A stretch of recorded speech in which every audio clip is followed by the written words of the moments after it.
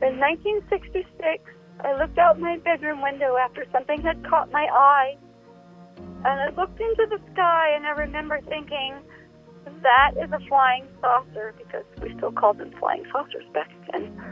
And I stared at it for maybe a minute before looking away and rubbing my eyes, thinking I'm seeing things. But when I looked back up, it was still there before it shot like a bullet into the clouds. And I had the words come into my head that now I realize were not my words, that said, everything is fine. It was just a flying saucer, no need to tell anyone because they won't believe you anyway. At that minute, my mother burst in the room wanting to know where I had been for over an hour. She had been looking for me inside and outside and could find me nowhere, and she was getting ready to call the police.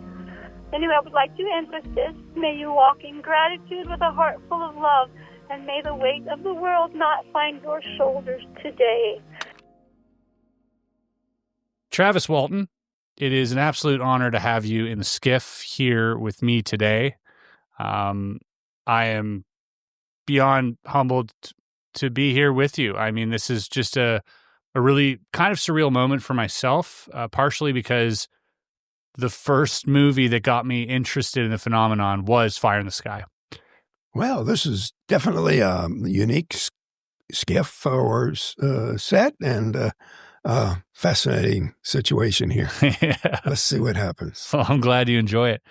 1975, November 5th in Snowflake, Arizona was a moment that, forever changed, the course of your own history, but so many others as well, including myself, because, without which the movie wouldn't have been made. And I don't think I'd be sitting here talking to you.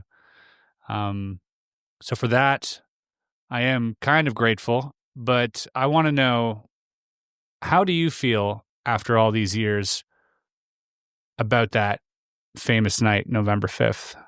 It was definitely changing my life forever, dramatically.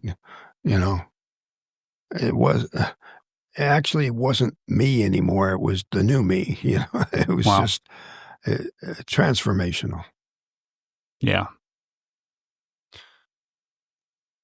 I'm just wondering, was there ever a point during any of the interviews that you've done and any of the conversations that you've had that, looking back on what had happened to you, that you've gained a little bit more insight? Was there ever anything that over the years you went, I never thought about that? Like maybe a smell or a certain feeling or a certain thought that popped into your head that...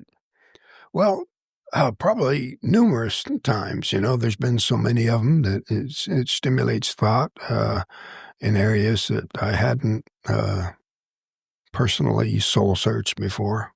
Well, it was evolutionary to start with, Some of the early interviews, I was still locked into the early misconception of this experience as, alien monster invasion.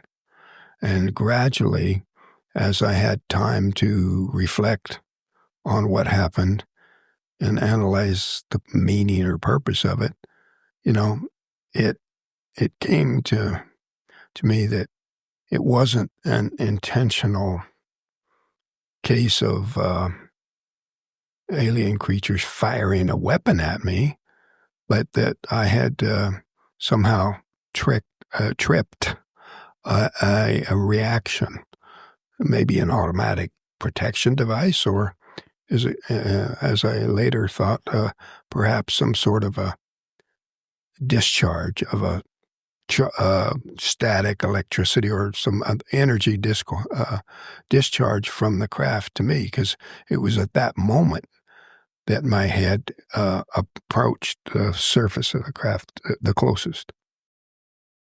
There's a case in Canada, actually, one of the most famous case, I would argue the most famous case in Canada, Michelac, the Falcon Lake incident. Have you ever heard of this one? I think I've heard that before. Yeah, because it was a similar sort of encounter. I believe also humanoid blonde beings as well, but this gentleman who had approached the craft was then also sort of zapped, and his shirt, I think now, can be found in, I think it's the National UFO Archive in Albuquerque, New Mexico. David Marler. He's got the shirt that's all fried and zapped, but this guy had essentially radiation burns from trying to get too close to the craft as well. Well, I I still have the same clothing when I was returned, and it was undamaged. It wasn't burnt, and no injuries on my body itself. Although, with a super high-tech recovery team, I suppose they could have restored all that before they brought me back. True. That is true.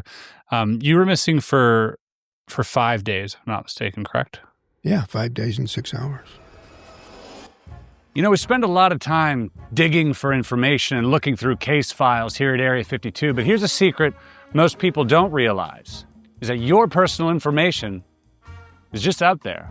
Your home address, phone number, even details about your family. They're collected and sold by data brokers without your permission. And it's not just a privacy issue. This is how scammers, stalkers, and identity thieves find their targets. Sure, you could try to clean it up yourself, fine. But that means hundreds of hours of sending requests and forms and follow-ups, only for your data to pop right back up again. That's why I use Incogni. Think of them as a covert task force working for you. And here's how it works. Pretty simple, 3 steps. 1, create an account and share just enough info for them to track down your exposed data. 2, give them a one-time permission to act on your behalf. And 3, sit back. Incogni automatically scrubs your information from hundreds of sites and keeps doing it so it stays gone. And if you got something specific out there you want erased, their custom removal feature lets you send in a direct link, and a dedicated privacy expert will handle it for you. It's risk-free for 30 days, so you can try it and get a full refund if it's not for you. Go to incogni.com/area52 and use code area52 for 60% off annual plans, because remember, they can't harm you if they can't find you. That's, do you ever struggle with the amount of time that you were missing versus the information that you remember? Because it seems like there's a huge gap there. Yeah. Well, initially, assuming that I was unconscious or dead for the rest of the time, having occasionally some dreams involving the subject. And when I first inquired about it, I asked the screenwriter on Fire in the Sky, do you think these could be memories coming back to me? And he said, nah, he's probably just doing all these interviews, got you thinking about it. And then a while later, I asked him the same question. And he says, oh, yeah, those are probably memories coming back to you. So, he had done some research in the meantime, and it changed his opinion on things. But it didn't involve the smaller group of beings. It was involved the more human-looking ones. But nothing that formed any clear memory or of, events that made any sense. Yeah. That's so strange. I mean, I think what makes the case so unique, this one, your case, compared to so many others, not only, was it witnessed by, 6 other people at the time? Not only, was there missing time involved, there was a whole search party involved. There was all sorts of really compelling pieces to this case. But the fact that there were what seems like multiple species involved, and normally, you'd be like, okay, well, that sounds just a little weird. Maybe they're related somehow, but these species individually also show up to other contactees or experiencers in their experiences as well, individually, but never together. What's your best hypothesis on why that is? I think my best hypothesis was that I was panicked. Whatever damage occurred probably interfered with any sort of telepathic control or communication.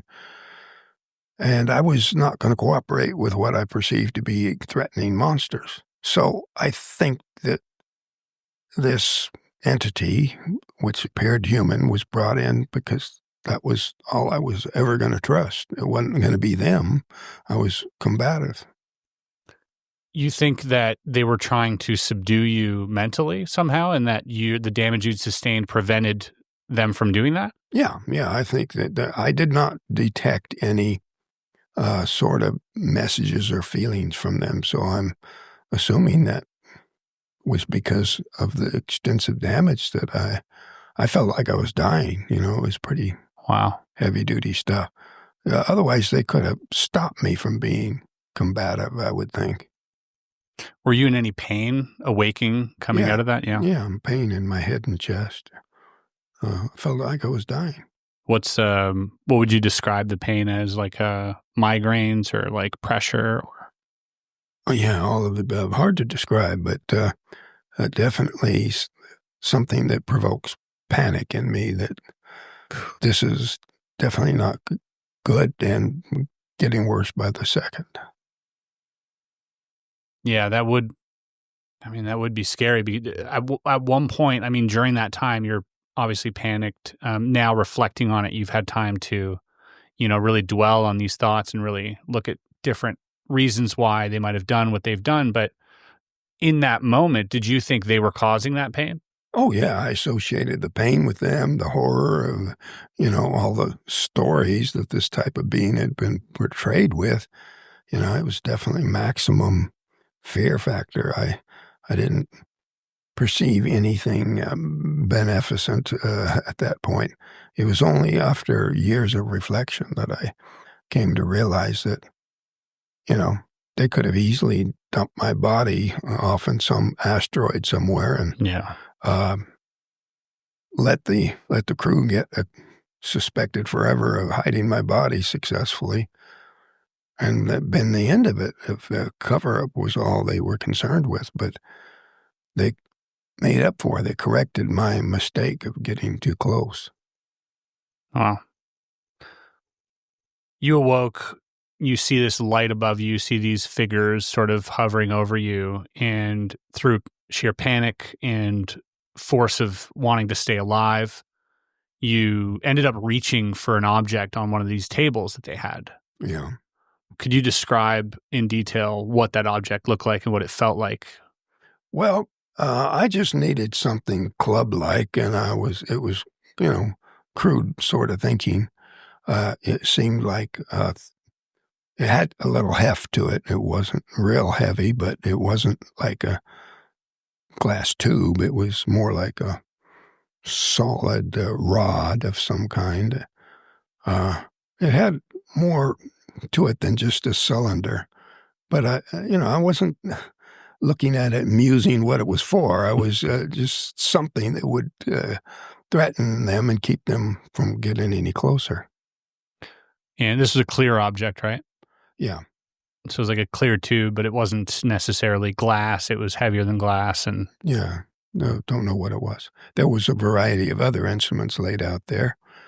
Some of them looking metallic and twisted, something you might associate with surgical instruments, but yeah, it was my skin was never perforated that I know of. Yeah, seeing those instruments, I think would, I've seen a lot of movies. I think many of us would react the same. So at this point, these beings they're like, we don't want any part of this. We're not meant to throw down. They're tiny little guys too, right? They're not these, like, you're a towering figure. You're in your 20s. You're throwing logs around during the day. You're a boxer as well. You're a fighter. These guys didn't really want any part of that, it would seem. Yeah. And so they leave, but before they leave, you had a chance to sort of see what they were wearing and see sort of their physical appearance. Can you describe? My attention was riveted on their faces, looking for signs of expression, threat, what were they looking at, that kind of stuff, which was very devoid of expression. So, but that was what I was paying the most attention to. It seemed to be sort of a loose-fitting, orangish-brown coverall sort of a thing. But their faces not revealing any emotion was naturally perceived as threat. You know, if you're confronted with people who might be associated with the pain that you're feeling, the serious question of, am I going to survive this? And then to have no expression made it seem very grim, like a threat. When humans confront each other without expression, it's considered threatening, because a normal reaction is to smile or at least frown or in some way signal your intentions. But it took me a number of years to figure out, well, you know, if they're telepathic, they don't need expression to communicate with each other. It's an obsolete method of communication, rather crude and primitive if you go to think about it, how complete and rich a full telepathic communication path would be. Yeah. Did you, so on the loose fitting jumpers is interesting too. I always assumed they were just like skin tight jumpers, kind of like, you know, the ones you hear about normally, but loose fitting is interesting. Did you, on these jumpers, did you notice an emblem or a sigil or any? No insignia or no anything insignia of that nature. And or how they dressed have anything to do with any activity they might have outside of the craft or not, I don't know. Right. So these beings, they scurry sort of through a door. Yeah. This door opens and closes, or was this just an opening? It was just an opening. Just an opening. And then you hurriedly, and now, first of all, this, how high is this room? Because you're a tall guy. These are short beings, I assume. Very low ceiling, very small, very small. Cramped space. And the table itself. Claustrophobic. Yeah. Yeah. And it had sort of like a humid nature to it, right? In the room, sort of like a hard to breathe, kind of like denser atmosphere, it would seem. And the table was low, closer to the floor, you know. Were your legs hanging off the table? No, but it wasn't high enough off the table. When I rolled off of it and stood up, you know, it was not far to the floor. I mean, it's not normal table height, I'd say. But the length of the table was human length. Yeah. I find that to be interesting. And there was a light above me. Not bright. It seemed to increase my pain to look in that direction, but I think that had something to do with my injury, not with the brightness of the light. Right. So you find yourself now turning down this hallway, hopefully finding an exit, getting out of here, and this is like a rounded sort of narrow hallway, if I'm not mistaken. Yeah. And, you know, I was planning an escape in that direction. I mean, I made it as far as this, what's been interpreted as a navigation room or maybe a control room or something of that nature, but something that was capable of viewing what's called a star map, or maybe simply a view of where it was in space. But movement of one lever had the effect of moving the star pattern, and it moved not swirling among, you know, like different, if so many, it wasn't assuming a different pattern, it was just the whole pattern rotating. But that was very brief. That it was startling and not at all what I was after. I was looking for some way to open a door and get out of there. And that was, these controls were on this chair that was in the center of the room. Yeah. This low back sort of chair with what seemed like maybe joysticks or like controls or something on them. and you just kind of like panicked and pressed the buttons to try and figure out a way out. Yeah, and that triggered, I don't know if it triggered, but almost immediately the doorway that I'd come through, which was lighter out in the hallway, darkened because someone entered. It was what I took to be a rescuer, a human-looking being. And I ran up to him just assuming that he was there to save me from these monsters. And I immediately started screaming, babbling, begging questions about, what was going on.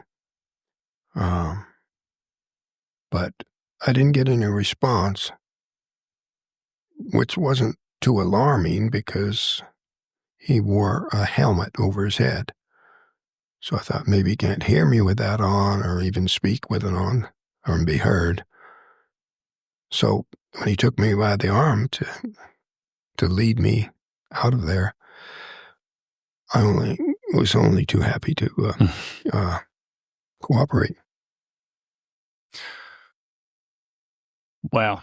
The description of this being struck me as kind of unique because we do hear about, ever since the 1950s, there have been, contactees who were in contact with beings of the same sort of nature, tall, sort of muscular, blonde figures that wore sort of tight-fitting suits. I'm reminded of George Adamski's, like earlier, contacts and so many others. But the one thing that stands out here is this sort of helmet, which I found really interesting because there's a case which I shared with you before in 1954, a case in Staffordshire, England, where this lady and her two children, she was called outside by her two children, and they're like, "Mommy, look, there's a flying saucer." And she goes, "Don't be stupid. Those don't exist." And she looks up and she sees a silver saucer and it's tilted towards them like this. And in the saucer are two people who had these page boy bob haircuts. So like kind of like straight here, straight golden hair, tight fitting blue jumpers, and what she described as a fishbowl over their heads. Wow. So these human-looking beings fit the verbal description I provided. Now, whether this was an actual being, some sort of robot or android created by the alien, or an actual intervention, I immediately took it to be an intervention, a rescuer forcibly coming in to save me from them. But in hindsight, it may have been they're powerless to help me because I'm in a panic and won't cooperate. So they get the only thing that I'm going to cooperate with is something that looked more like myself, whether that was a robot or a species very similar to humans, or even someone representing some American agency, secret agency of some kind. Who knows? But I was, that was correct. I was immediately going to cooperate with them and not with these creatures. So I find it interesting that, that you would assume that the creatures were the ones in charge and that these human ones would be the ones that they summoned and not vice versa. Like, I mean, instinctively, and this, comes from zero knowledge, zero personal firsthand knowledge, but I would assume that like the ones doing the menial tasks, such as perhaps putting you back together and fixing you up, would be perhaps working for the human-like ones. Yeah, there's all kinds of scenarios we can imagine, and many of them are equally fitting the facts of the case. Yeah. But they didn't speak. I was certainly screaming all kinds of stuff, but no, nothing that confirms any particular theory. What's something that you screamed at them? who are you? What is this? What's going on? You know, this is killing me. I'm dying. That kind of stuff. Wow. And so this is a male who then took you into a separate room. Now there was a door that opened here. Yeah. Did the door open vertically? No. No, to the side? Yeah. Okay. Was it a round opening or like a square? Do you remember? No, it was more like a doorway. Just a regular doorway. Just wide enough for us to get through. Did it make a sound upon opening? I don't remember. Don't remember any sound. I don't remember hearing it, but I was making a lot of noise. Yeah, you're putting up a fuss. Yeah, rightfully so. I would say. So tell me what happens next. Well, I was taken out of the craft down this steep ramp into a large hangar-like area. Now, I don't know whether this was a larger craft, part of a building somewhere. The lighting came from windows that curved. The room was shaped like a quarter of a cylinder laid on its side. So if you looked straight at the wall, it would have curved up and become the ceiling overhead. The light being given off was very much like sunlight, not terribly bright, nothing that would hurt your eyes to look at, but it was a soft light that lit up the area. I wasn't studying the look of things. I was very concerned with where I was being taken and this feeling of injury that I was dealing with. Do you think that in that state you had already been sort of passed out for a long time, or do you think that was like near the beginning of? That would be a guess. Yeah. Probably not immediately afterwards. As the force of what hit me was so powerful, the crew said they immediately screamed at each other, "It killed him. He's dead." That my body felt like a crumpled up rag. So whatever was undertaken to revive me had at least been partially successful, but still feeling very injured. And then I regained consciousness and then became a threat to my rescuers, as I assumed later. So this place that they take you, which is, I assume some type of hangar, and like you said, don't know if it's some type of mothership situation or if it's on another planet or underground. It could have been anywhere. Yeah. The lighting seemed like sunlight, but could have also been artificial, much like, the sort of simulation of daylight that we have here. And you noticed what seemed like several other crafts sort of lined up at these docks. Yeah. Can you describe those craft? I didn't study the details. I was very concerned with where I was being taken, but they were very silvery and rounded, like you might see in a glob of mercury, a very smooth surface. Like the bean in Chicago? Something like that. I don't know. But I assumed in my interpretation, that just glancing over there and seeing this, that they were rounded, silvery discs, but in hindsight, I couldn't see behind them, so I don't know how long they were. It's possible they could have been sort of more of an extended sphere kind of a look. Yeah, like an oblong sort of shape. Yeah. People keep using the term tic-tac these days, but, an elongated, rounded tube. A pill. Yeah, like a pill. But I don't know. Couldn't see that deep, didn't look that far, wasn't paying that much attention. Where are you taking me? It was through some doors down a hallway. to a room where there were some other people dressed like him, except not wearing helmets. He was the only one who ever wore a helmet. Right. And so, relieved that at last here's somebody without a helmet that can hear me and answer my questions, began firing away the same questions again. But this, just a matter of seconds, was going on from the time I was handed over to them to where I was forced down on the table. And I was fighting them. I was resisting.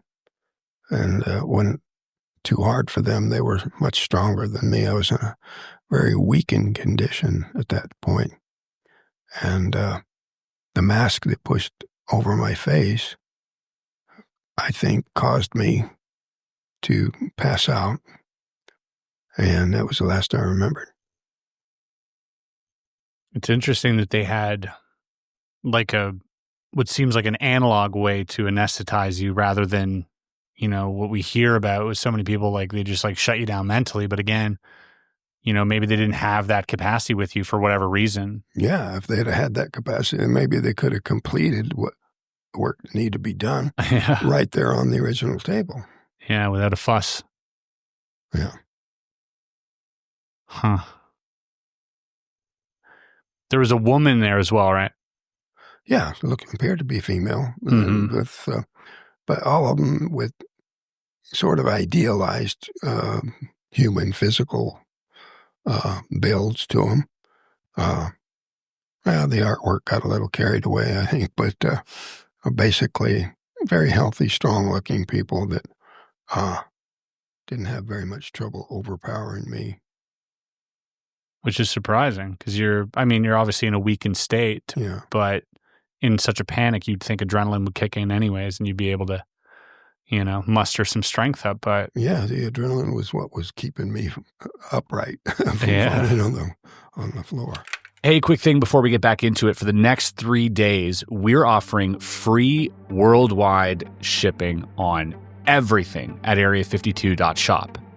Doesn't matter where you are, we will cover the shipping cost. So if you've been thinking about picking something up, now's the time. Let's get back into the podcast. Would you say that their facial features were normal, or was there any abnormalities? Was there a heightened forehead, large eyes? No, nothing of that sort. Just a sort of similarity to them. Like a familial similarity? Yeah. But not in a plastic, synthetic-looking way. Sort of like brother-sister type deal? Yeah, something like that. Something like that. Huh. So then, you then remember sort of being on the ground outside back on Earth, what seems, right? Yeah.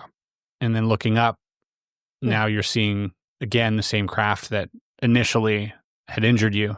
I don't think so. I think it was a different craft. It was a different craft. It was shinier. It was more of that polished chrome liquid mercury look. And a light went off. And first I noticed a light coming from above immediately when I regained consciousness. I looked to see where the light was coming from, but it actually went off before I could look completely in that direction.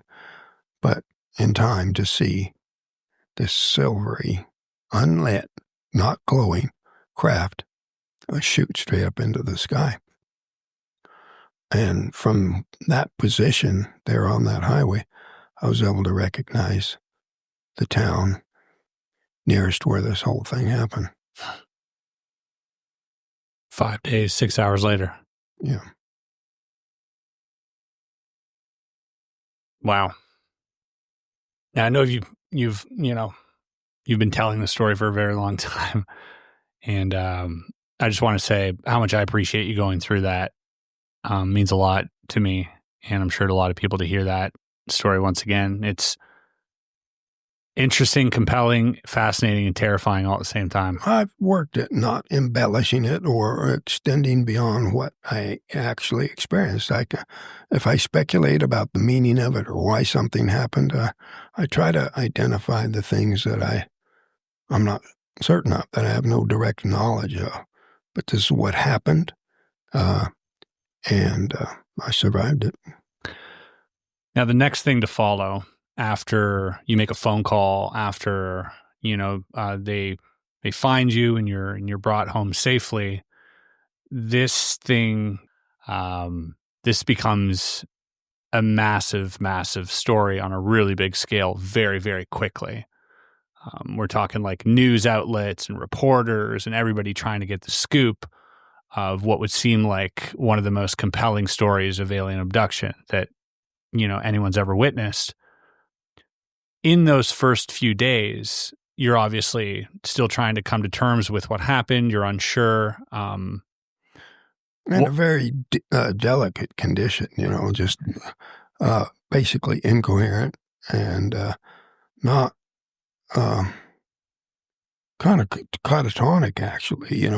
My brother was very considerate in not pressing me to open him up about what I had experienced.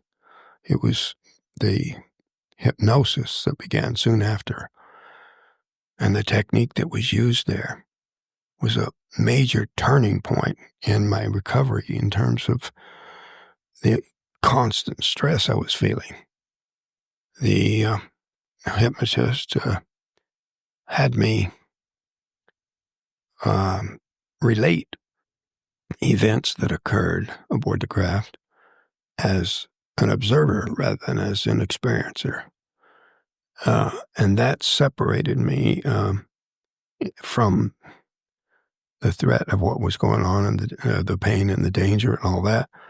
That was a major turning point. From then on, I was much more able to handle memories of it and speak of it. Yeah.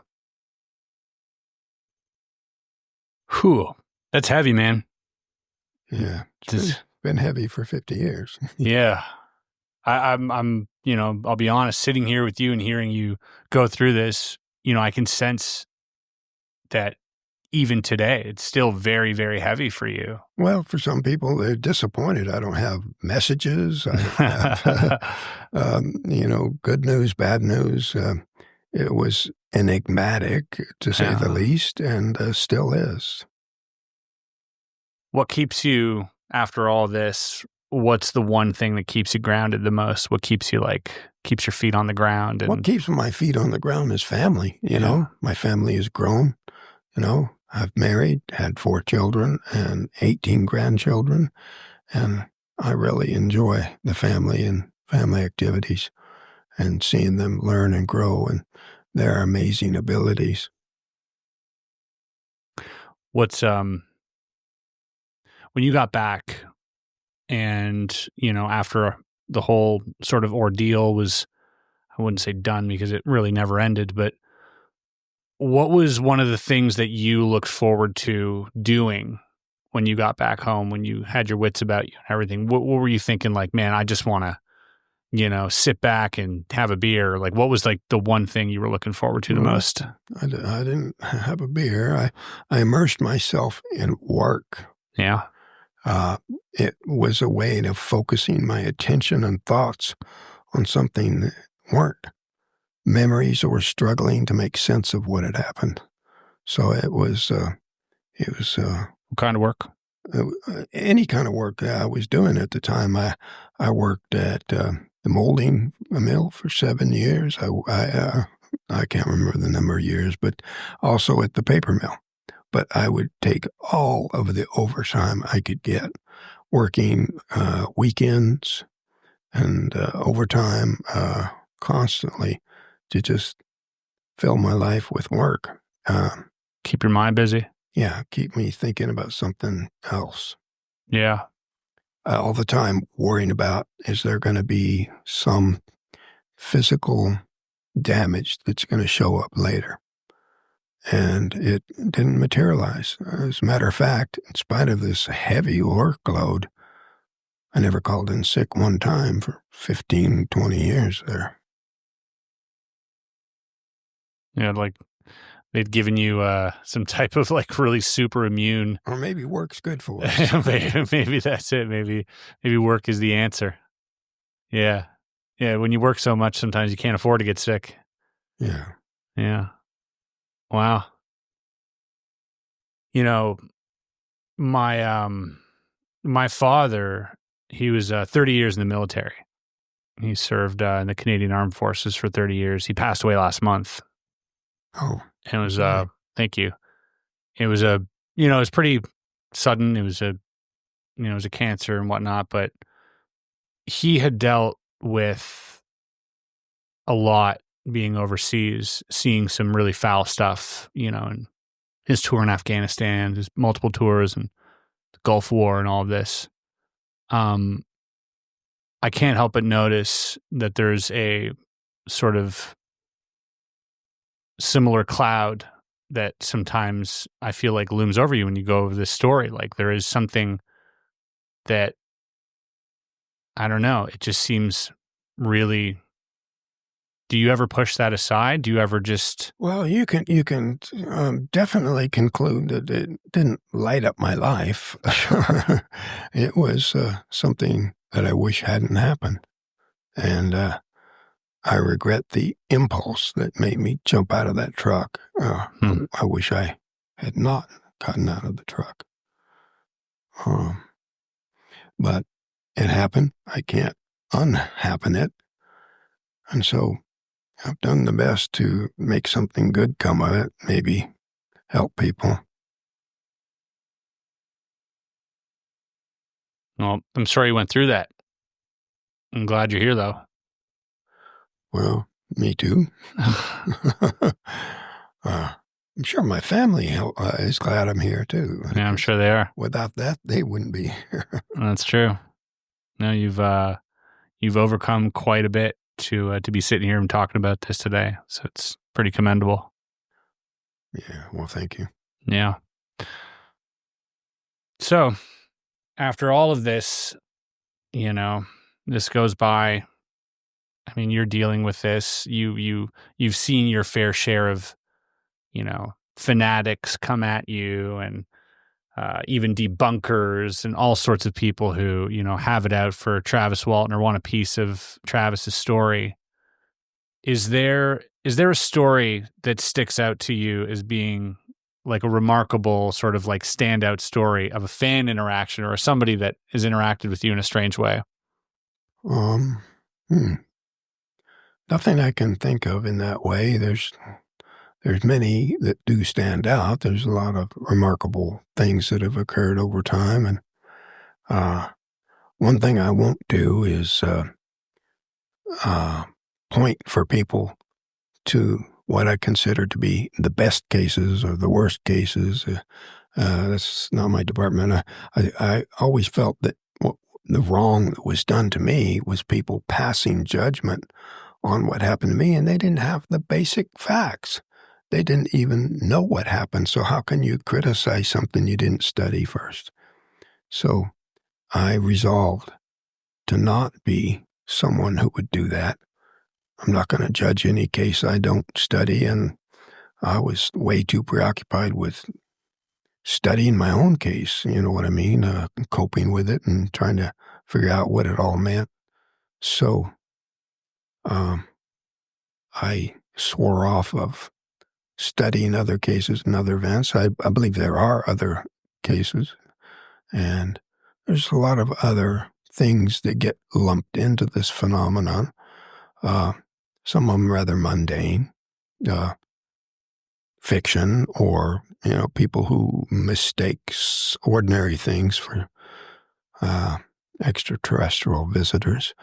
There might even be a good deal of flying craft that are of United States aerospace sorts of military vehicles. So But there's a hardcore reality to this phenomenon. People need to wise up and realize, not because of what we're seeing here, but just common sense. Don't be prejudiced against the idea that there's life out there. We're one planet out of millions upon millions of billions of planets, stars, that, scientists and the calculations, it's just grown and grown and grown to where the idea that a universe this vast could contain one tiny little blue sphere called Earth that has Earth on it, and all the rest of it is just to sparkle in our night skies. Is an absurd kind of reasoning. I agree. It's far more outlandish than the initial reaction people had to what happened to me. Right. Yeah. Yeah, it's way crazier to think that there's nothing out there. Yeah, that's what's crazy. Absolutely. That's what's wildly imaginative. Of course there's something else. There are lots of something else. Yeah. Probably an infinite amount. Yeah. Let me ask you this. What do you think of what's going on with like Congress and stuff? You follow any of that? I'm hearing stuff about it. I didn't actually make a point of setting for the like the hearings, congressional hearings or anything. I kind of knew what to expect. Yeah. But I think it's good that they addressed it in a serious fashion and said things that help people take a more objective look at things.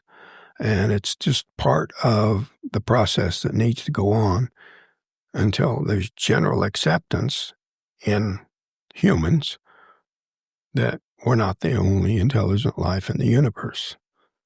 Yeah. Is that ever frustrating to you? Very, because, the nature of intelligence is to be curious and to want to know and to explore, and not just human intelligence. I think these other intelligences, why else would they come here? I don't think they're here to take over. They've been here for many, many, many years and haven't done so, and they could easily do so overnight, and we'd never know what hit us. Yeah. So, yeah. Do you ever get frustrated with people's sort of skepticism after, objectively having a real experience, to have people come to you and say, that's not real? Does that ever frustrate you, or does you kind of just, is that water off a duck's back at this point? Well, I'll be surprised how many people don't dare say that to me.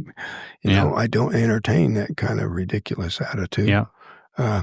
If you got something to say, have it be based on some sort of facts and reasoning. Everything needs to be based on facts. Do you have true facts, all the facts, and valid reasoning? And that's been the one thing that was missing in the program to discredit me, and one thing that is required to understand this phenomena and our place in this vast, vast universe.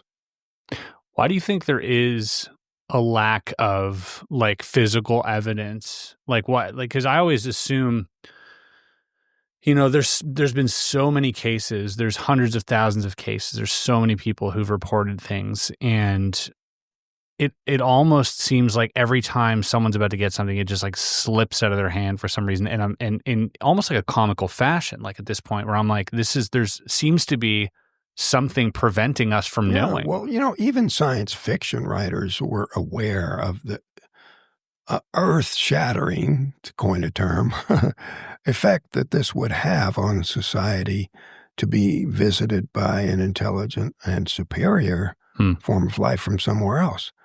Even in the case of, like, Star Trek had this thing called the non-interference directive. Prime directive, yeah. Yeah, the Prime directive. They would come visit planets and disguise their presence in a way so as to not disrupt the normal development. And although it was all fiction, definitely makes sense that there would be something of that nature. So the phenomenon we're encountering is them hinting that there's other life out there, but never confirming it so outrightly undeniable that it causes the massive disruption that would naturally occur. What do you think our prime directive is? Is it getting rid of nukes? Because it's definitely not discovering them. Well, it needs to be.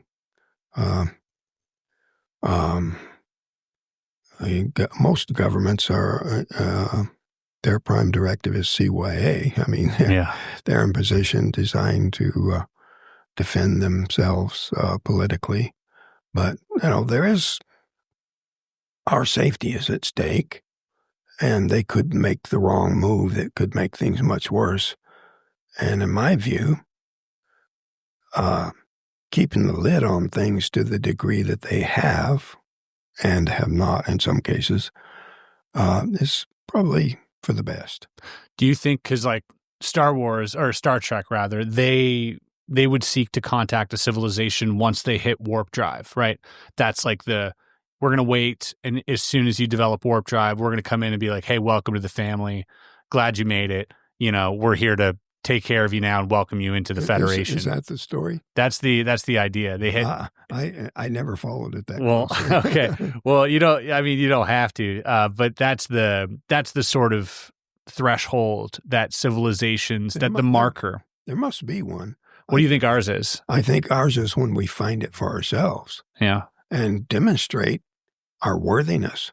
The warlike, violent character of humanity is sadly way too out of balance with, they might even be wanting to quarantine us because of the, at any one time you've got 100 wars going on, and the daily topic of entertainment is battles and wars and murders and murder mysteries, and good grief, there's so much more stuff that should be keenly interesting to us. Yeah. Without resorting to those kinds of things constantly. Even our language is colored with the words that parallel aggression. Maybe that's why they've sequestered Earth to the outer reaches of the Milky Way. Maybe it gets more peaceful as you go towards the center. We can do much better. Yeah, we can do much better. We have to do much better.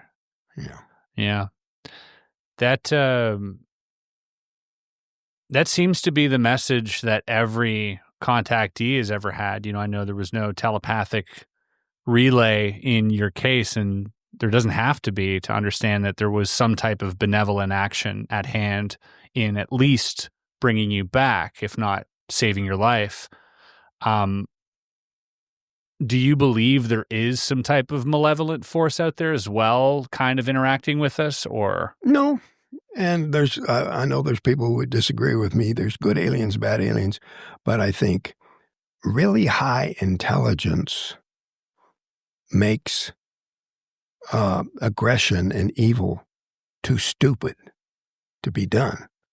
When you get to a certain level of development, those kinds of things are just not an option any longer. Just common sense. Yeah.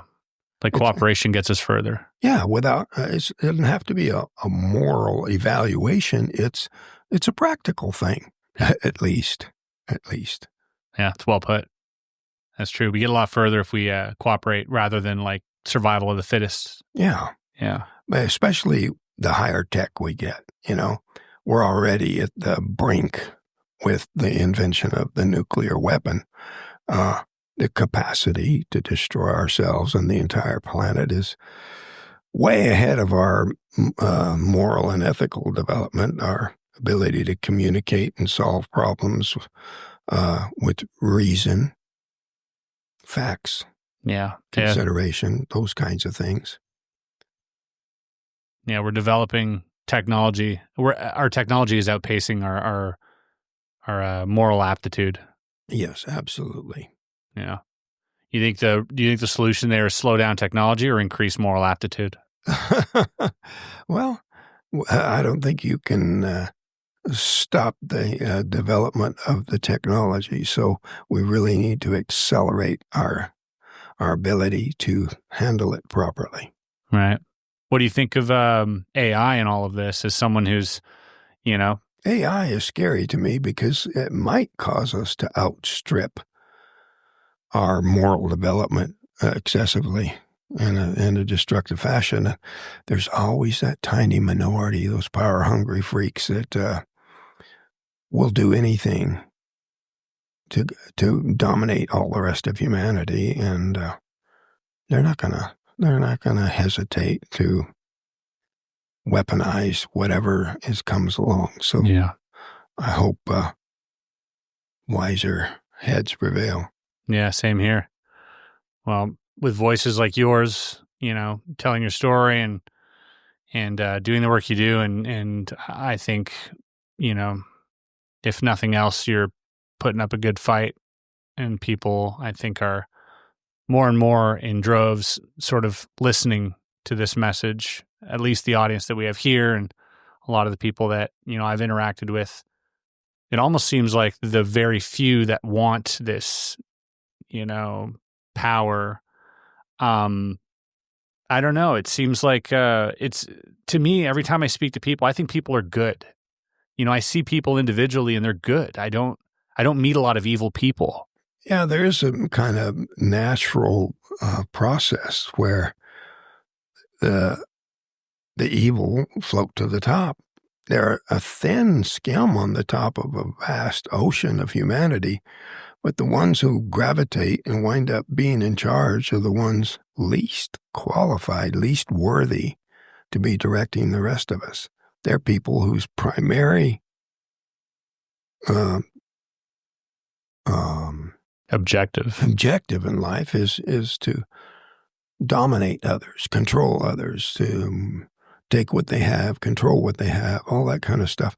The most destructive drives in humanity are empowered by centralized dictator mindset. Do you think the non-human intelligence that's been interacting with us would intervene at some point? I doubt it. I think we have what's called free agency. That includes to destroy ourselves or to save ourselves. We got to figure it out ourselves. Yeah. Well, that's a tough lesson. That's some tough love right there. I mean, it might be the only way out of it. You don't get very far if everything's handed to you. All right, Travis, I'm going to go and turn on the camera back here. We got a few questions from the audience members that were super stoked that you're sitting here. And so I'll pull up some questions for you if you don't mind. Is that cool? Sure. Yeah. All right. Answer some questions. Okay. This is a really great question. All questions are great here from our interns. We have a membership every month, and all the interns are allowed to ask our guest a question. So it's one of the many perks. And the first one we got here is from Hara. If people studied your case for the first time today, what would you want them to focus on the most? I would think, that my thinking and perception of the whole event that developed later, not my reaction to it initially, and the skeptics and the naysayers are so foolish that they're getting far more attention than they deserve. So I'd say focus on the reality of this event and what it means to how we should be living. Beautifully said. Okay. Interesting question by Marcus G here.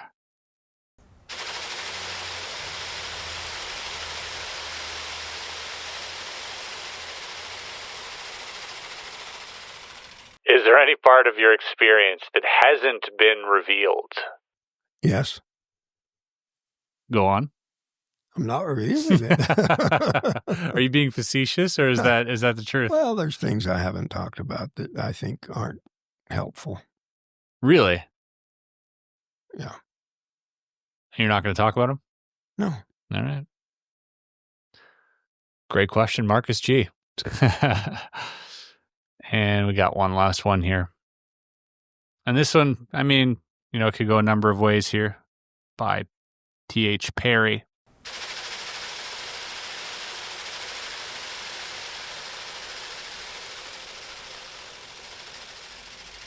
He asks, what's the biggest misconception about your abduction?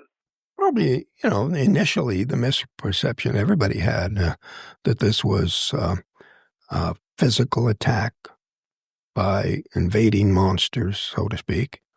And that was a misconception. That it was actually some sort of exploratory activity that we happened upon, and I got myself injured, and I think precipitated the necessity to correct that mistake, which was nearly fatal or perhaps fatal. I think a lot of that misconception also is probably brewed, in part by the movie. Yeah, the movie got things wrong, and I've been working on a remake and to tell it in a much more constructive way and add material that wasn't known at the time.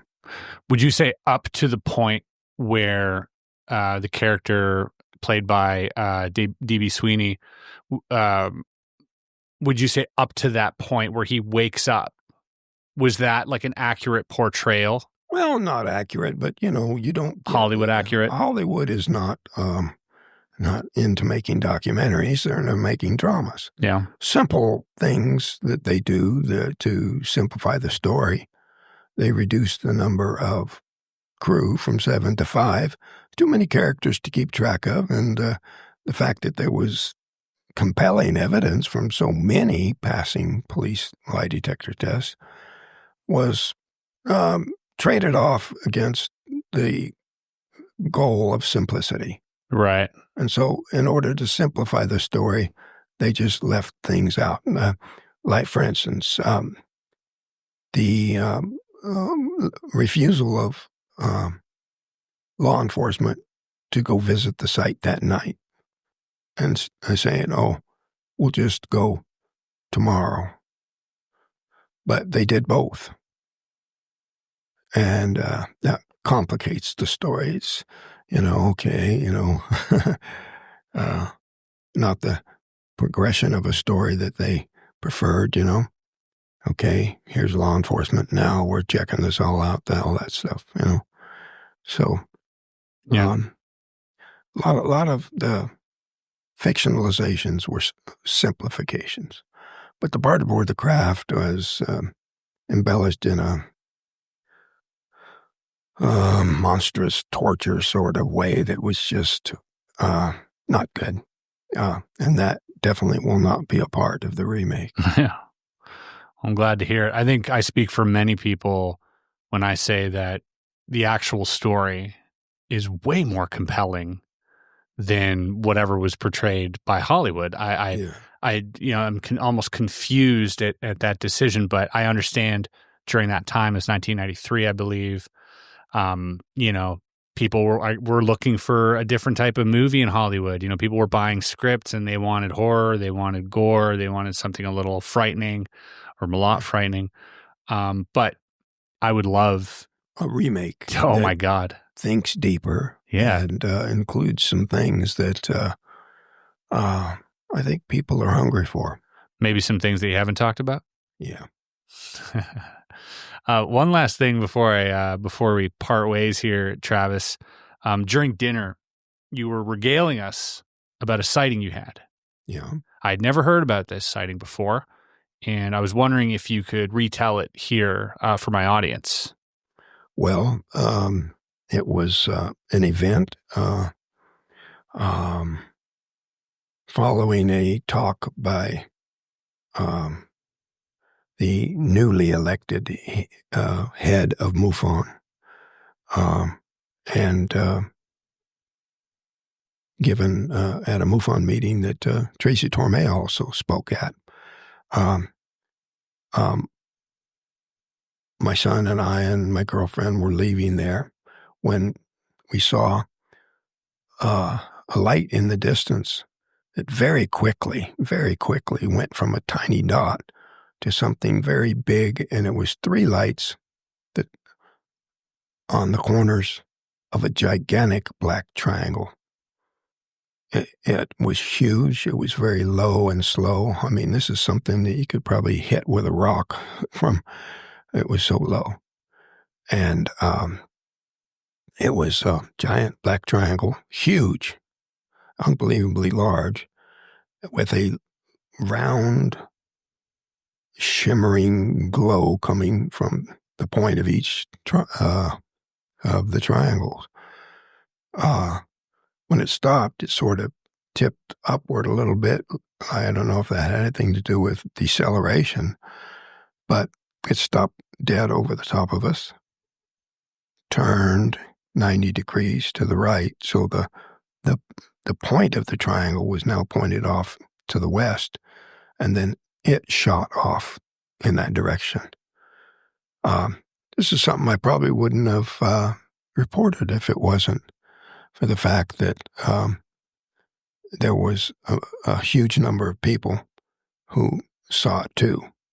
This is in a highly populated part of California, and all these independent reports were taken by one particular UFO reporting group,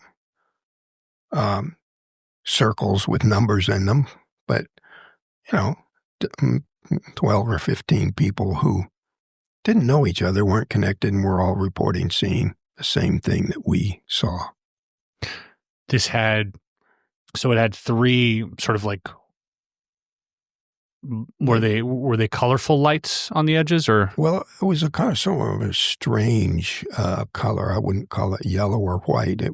But it had a shimmer to it that was odd, looking straight up into it. I think some kind of energy source boiling out of there, but say boiling, so was it like a roiling, sort of rolling? Yeah, on a very tiny scale, not big, but vibrational look to it. That did you see a sphere in the lights? Like, was there a clear bulb there? It didn't seem like, oh, here's a light so you don't run into us, because it was embedded in the surface. So it was sort of beneath the surface, and you don't fully see it until it's directly over you. So I think it had something to do with keeping it aloft. The propulsion or something. Yeah. And then in the middle, there was a different colored one. No, not in my case. No? I've heard of many similar cases that had a light in the center of it. Oh, this one had no light in the center? No. Oh. And so it must be something that's only applied some of the time. Right, yeah. But what is this? Is this something some Earth-based agency has? I don't know where they hide such a monstrosity, maybe under the sea, but it was huge. And if it is an Earth-based agency, I think that would be the reason they stopped directly over the top of us. They knew we would be at that MUFON meeting and knew where we were at the time. You believe it stopped over you specifically? I do, because, there's a highly populated area, and why, it'd be a really huge coincidence to stop over the top of us and then shoot off. Now, could have been aliens on board piloting this thing too. Who knows? Don't know. It was definitely technology that's not known to be in the possession of humans. And you were in the car at this point? Yes. Who was driving? My son was driving. My girlfriend was in the back seat, looking straight up through the glass. She got a real good look at it. Had a very strange sort of semi-gloss black texture to it. You described it like scales almost. Yeah. Like a tiling, like a staggered tile, like almost. Yeah, something like that. And that would be one way that fits the description. But I never would have reported it, just the three of us, except for the fact that, more than a dozen other people reported the same thing who don't know us and don't know each other. No, that makes it definitely worthwhile. But I think, something like that's that massive. That must be just so jarring. You've had your fair share of dealing with things, but what did your son and your girlfriend think at the time? Were they just absolutely shocked? Did they wanted to get out and see this thing? Yeah. My son said, Dad, should we pull over and take a picture? I said, no, keep going. And I was so surprised at myself that I would respond that way. I really wish that I had taken a picture. Yeah, but on the flip side, you would also wish you never got out of that truck in 1975. But maybe the other 12 or 15 people who reported it independently, maybe at least a couple of them took pictures. Yeah. Everybody's got a cell phone. What year was this? 93, I believe. Yeah, okay. Maybe a little prior to cell phones, though. The year that Jan Harzan took office as the head of MUFON. Here's a drawing from a similar reported sighting. Well, it's a large triangle with what he described to be like a black diamond tile. Well, it's not, that picture's not. It's not a great drawing. Not detailed enough for me to say, oh yeah, that was it. But, it was definitely something that very, very high tech and very faster than anything that we have that I know of. Scary. How could it move through the air that fast without, creating a jet stream or something of that nature? Frictionless. Yeah. Wow. Well, thanks for sharing that with us. Appreciate it. Well, like I said, if it had been just the three of us, I wouldn't have ever reported it, but had another dozen or so independent witnesses. And they, gave us their addresses and stuff, and I'd really like to track it down and see if any of them took a picture. Yeah, well, definitely let me know if you need help with that. Yeah. I'd be more than happy to help you. Does that mean, because you keep saying if it wasn't only the three of us, I would have never reported it? I just realized that you have to have one heck of a lot of corroboration, or people think you're just, making it up or trying to get attention or something like that. So, it serves a positive purpose if you can remove some doubt and show people that verifiable things are happening. But it makes me wonder, are there any other incidences that you failed to report because of this philosophy? Yeah, there's things that I don't talk about because I can't prove it. And I don't know. Trying to maintain my credibility, I guess. I don't know. It does no good to report something that people are automatically going to reject. Well, how can I be certain this has happened? Well, I've had an incident where 9 people witnessed it, my crew and 2 others, and all taking police polygraph tests multiple times, leaving all kinds of evidence behind. And that still isn't enough to satisfy the skeptics and the people who are attacking. Maybe even because it is so undeniable, provokes them. Maybe. But nevertheless, try to vouch for the reality of this phenomenon. Yeah. But skeptics aside, because the few voices can be very loud, but put those people aside, I'm sure there's a lot of people who, upon hearing these, encounters that you've had, might be compelled to themselves come forward with some evidence. Yeah, well, I would encourage them to if they're aware of the consequences, which can be good and bad. And yeah, that's part of what's going on here. Part of, I believe, the intention of these visitors is to get that dialogue going. We're not we're not the only thing in the universe. And don't get too freaked out about that, but just take that one little tiny tidbit, it ain't just us, and assimilate it, okay? Okay. Thank you, Travis. I appreciate your time. Thank you.